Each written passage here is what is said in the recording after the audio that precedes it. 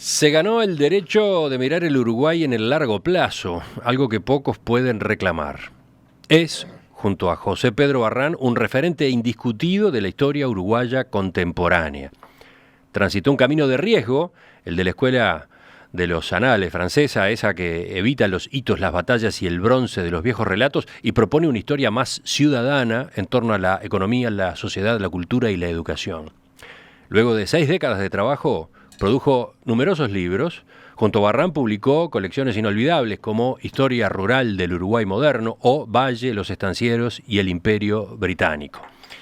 Así presenta a Benjamín Nahún, el autor de la entrevista en El País Cultural, Laszlo Edergy, que luego agrega: Benjamín Nahún, que recibió el premio Bartolomé Hidalgo a la trayectoria, ahora, en 2016, acaba de publicar un nuevo libro, Encuentro con la Historia, La Estancia Alambrada y otros artículos, entrevistas de Banda Oriental. Lo tenemos acá arriba de la mesa. Libro que fue el disparador del reportaje, y después del reportaje vino todo lo que vino, y por eso hoy lo tenemos acá para continuar con la conversación que ya el viernes habíamos tenido sobre varias de sus afirmaciones. Están Alberto Volonté, Mauricio Rosenkopf, Juan Grompone, en esta charla de hoy viernes con el profesor Benjamín Nahún. Están retomando lo que aparecía como... Era una inquietud de Alberto, ¿no? ¿Por qué venían aquellos inmigrantes? ¿Cómo está hoy el Uruguay para atraer inmigrantes? Y ahí aparecen sus preocupaciones, profesor Nahún, ¿no? Las que comentan en la entrevista. Digamos, tenemos una gran coincidencia de raíces, todo lo que estamos de acá. Solo hubiera hecho una interrupción a Volonté diciéndole que Figari era ese que pintaba también. Sí. Sí. Pero en ese tiempo no pintaba, dibujaba. Después que se peleó con Valle. Yo creo que ahí... Tú decís que tienen una gran coincidencia de raíces. Estás hablando de los inmigrantes. Del origen que tenemos antecesores. Todos. Los origen que tenemos todos. Yo creo que hay un Uruguay distinto, y que lo constata Nahún y lo constata Barrán. Digamos, hay cosas que además condicionan. Eso de que no nacemos en una casa y que no morimos en una casa. Eso de que cuando la abuela ya tiene algunos achaques, ya están multiplicándose los lugares de acogimiento de la tercera edad. Eso de un Uruguay distinto. De un mundo distinto, ¿no? Estamos. Para el próximo bloque me dedico al mundo. Yo creo que crea un montón de limitaciones. En un apartamento no te podés plantear una procreación porque no podés ampliar en el terreno del fondo un nuevo cuarto, o el cuarto que pertenecía a la abuela. Yo creo que son condicionantes muy serias, y además la incursión de la mujer en el trabajo ha creado una sociedad distinta, a donde ahora se agrega otro elemento para el que yo no tengo respuesta ni le tengo explicación. Digamos, vos ves cruzar la calle, la gente habla sola, pero resulta porque tiene un aparatito. Yo antes pensé que era solo los locos, los trastornados, a mí me pasaba. Pero ahora andan con el aparatito enganchado y vas hablando y pensás que te hablan a vos, no, que te van a hablar a vos, están comunicados con el mundo exterior. Sí. Entonces todo eso se ha modificado. Y eso ha tenido dos etapas. Porque hubo una que nos desconcertó hace unos años, que era la de la persona que iba por la calle hablando a los gritos con otra. Efectivamente estaba dialogando con otra por el teléfono. Sí. Ahora está la onda de ir por la calle hablando en voz alta, hablándole al teléfono simplemente porque está grabando un mensaje. Está grabando un mensaje que después va a apretar un botón y lo va a mandar. O sea que ahí sí está hablando sola. Por ahora está hablando sola. Cuando empezó eso, yo una vuelta tomé el ómnibus y armé un desparramo porque hablé por teléfono, no estaba hablando con nadie. Le dije, no puedo hablar, ya no es contagioso lo que tengo, ya, y quédate tranquila. Entonces, me hicieron un espacio que se podía bailar en ese patio. Entonces, yo creo que para esa sociedad hay que pensar respuestas. Que vienen inmigrantes, vienen. Es decir, digamos, vos mencionabas desde Venezuela, pero desde Perú, desde Bolivia. Lo mencionan oyentes. Vienen. Fíjate, Daniel, de por República ejemplo, Dominicana. Daniel, por ejemplo, es uno de los que manda casos. Maduro nos está ayudando, dice. En contrataciones para puestos de trabajo estoy entrevistando cada vez a más venezolanos. Pero llegan con estructuras creo que la última estructura global que llegó fue en 1913 los rusos a San Javier, que tenían tierras, compraron tierras, le cedieron tierras y crearon una población.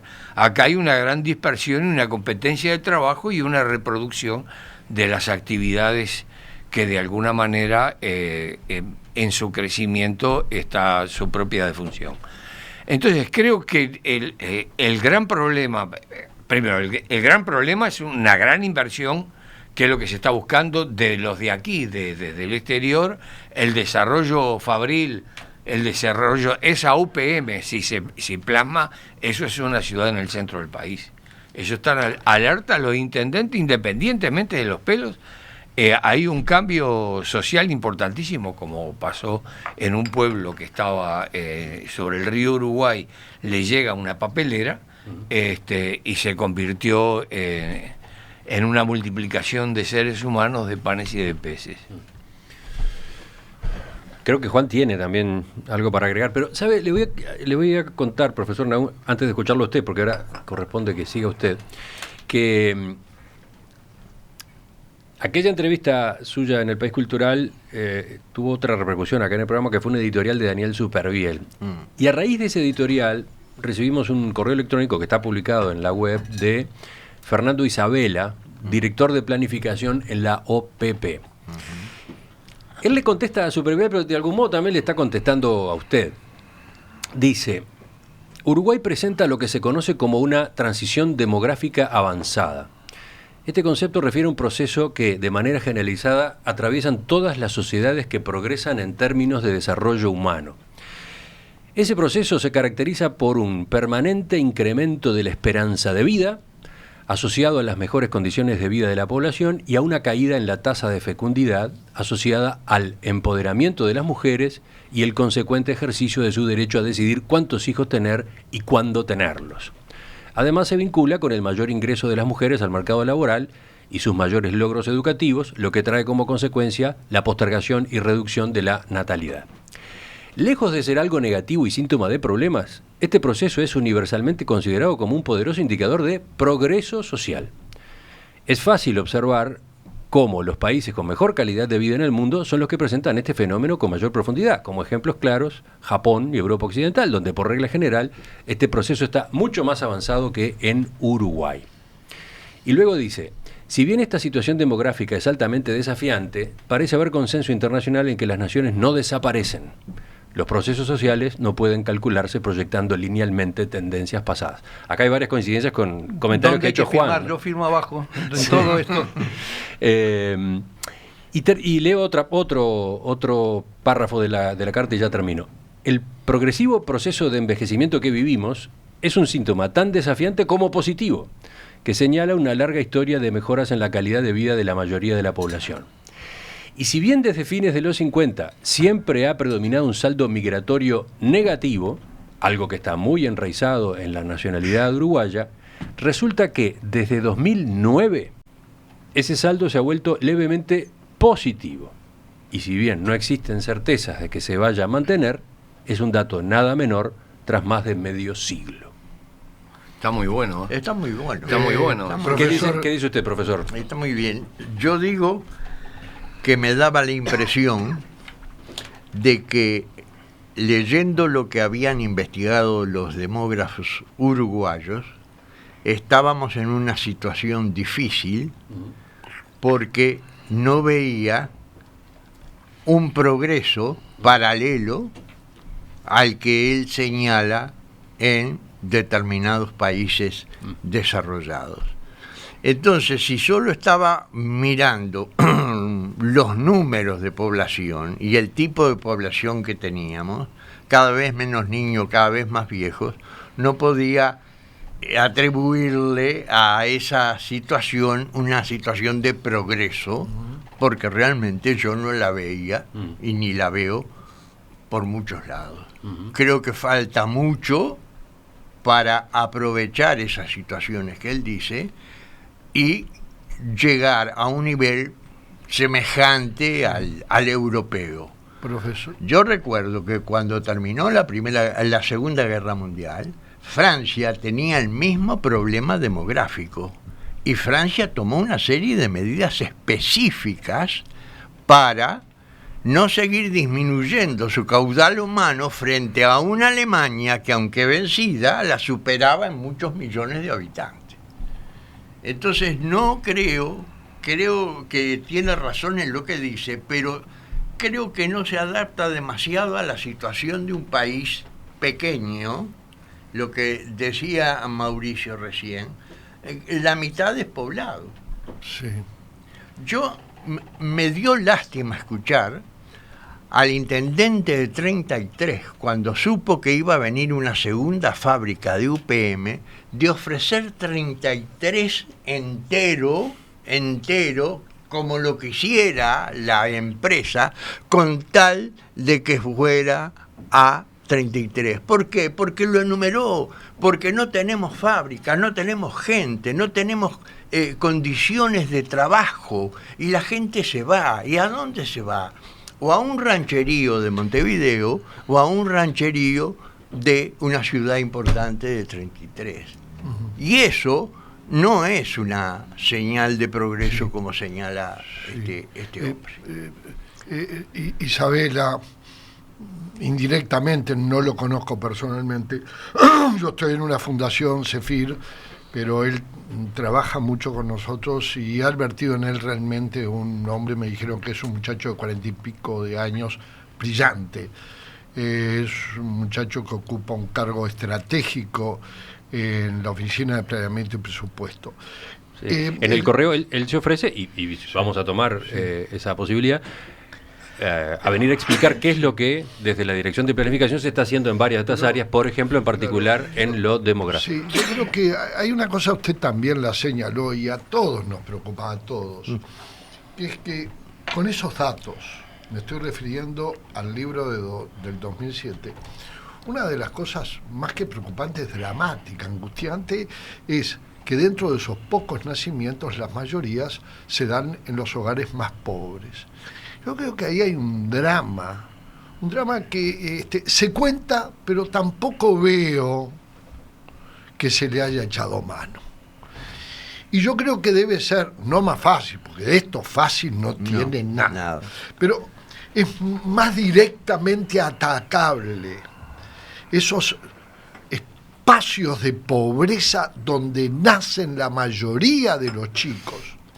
¿Qué es lo que ensombrece esta visión, si se me permite, no digo optimista, porque Isabela yo no lo veo optimista, Isabela está reflejando una realidad. Entonces, la tarea es decir, yo no estoy en contra de lo que dijo Isabela, pero comparto cierta visión sombría, y creo que una de las razones de que está sombría es que dentro de las políticas sociales, que evidentemente se ha avanzado, distribución de riqueza, todo, pero en lo que es el combate específico, yo diría con el microscopio, a los niños que nacen en los hogares más pobres.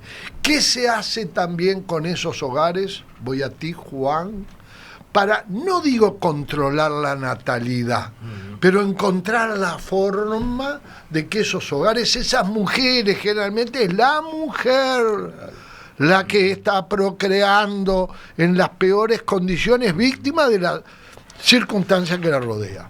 Juan, perdón, yo no... Sí, Juan o el profesor Nahún. No, yo lo que usted dice me hace acordar que hace unos pocos días, no recuerdo bien qué ministro, dijo que le faltaba atacar al núcleo duro de la pobreza.